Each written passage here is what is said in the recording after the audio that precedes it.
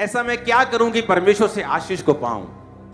मैं ऐसा क्या करूं कि परमेश्वर मुझे बरकत दे, मेरे रास्तों को साफ करे, मेरी फैमिली में बरकत दे, मेरे बंद रास्तों को खोले। हालेलुया। सबको जय मसीह की।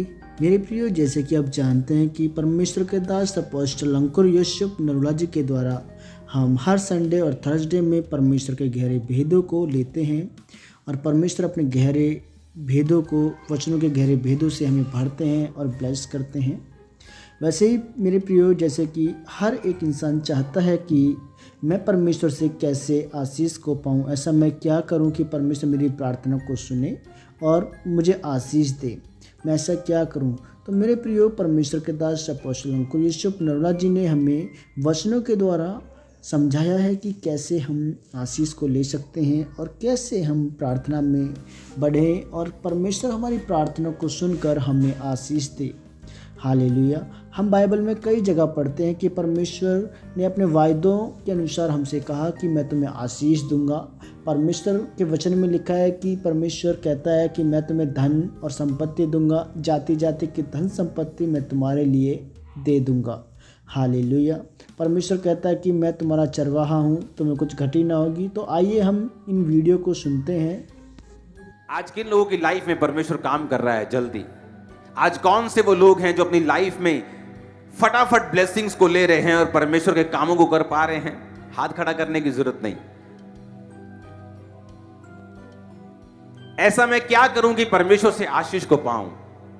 मैं ऐसा क्या करूं कि परमेश्वर मुझे बरकत दे, मेरे रास्तों को साफ करे, मेरी फैमिली में बरकत दे, मेरे बंद रास्तों को खोले। मेरा वीजा नहीं आ रहा, 7 साल से मैं ट्राई कर रहा हूं, मेरी लाइफ ब्लॉक हो चुकी है, मेरा फाइनेंस ब्लॉक हो चुका है।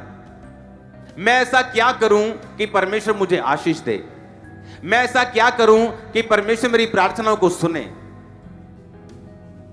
बाइबल कहती है उसने प्रेरितों को ठहराया चिन्ह और चमत्कारों के लिए, सामर्थ के अनोखे कामों को दिखाने के लिए, ताकि परमेश्वर अपनी गवाही आपको दे सके और बता सके कि वो जीवित परमेश्वर है।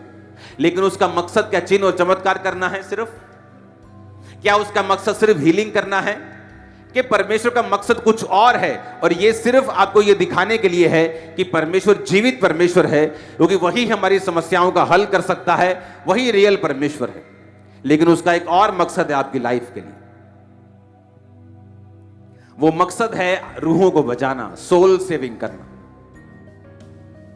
जो विश्वासी सोल सेविंग में हैं, जिन विश्वासियों ने अपनी जिंदगी, अपना फाइनेंस, अपना परिवार, अपनी लाइफ, अपना टाइम परमेश्वर के कामों के लिए और सोल्स को बचाने के लिए और रूहों को बचाने के लिए डेडिकेट किया हुआ है, आप देखेंगे परमेश्वर उनकी लाइफ में जल्दी और ज्यादा काम करता है।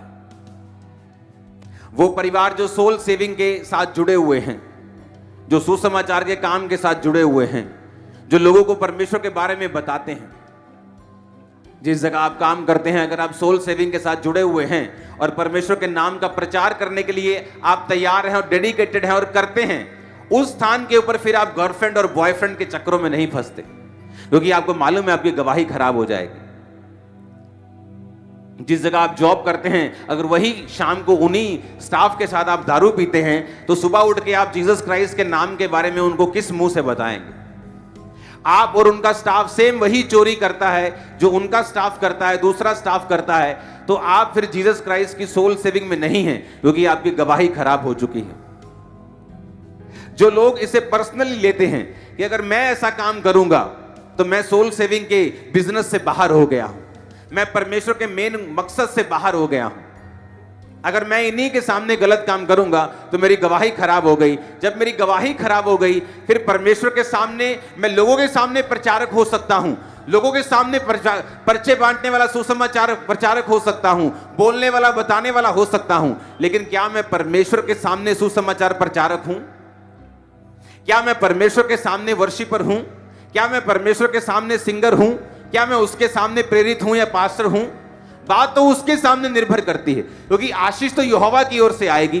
ज्योतियों का पिता तो वही है ना, वही तो आशीष भेजेगा। अगर वो ब्लॉक कर देगा, दुनिया की कोई ताकत तुम्हें आशीष नहीं दे सकती।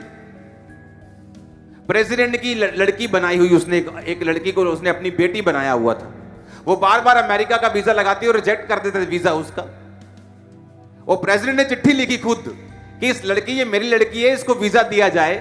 अब इमेजिन करो, अमेरिका के प्रेसिडेंट ने चिट्ठी लिखी, नाइजीरिया के प्रेसिडेंट ने एम्बेसी को चिट्ठी लिखी, उस लड़की का वीजा फिर रिजेक्ट हो गया। कारण क्या निकला?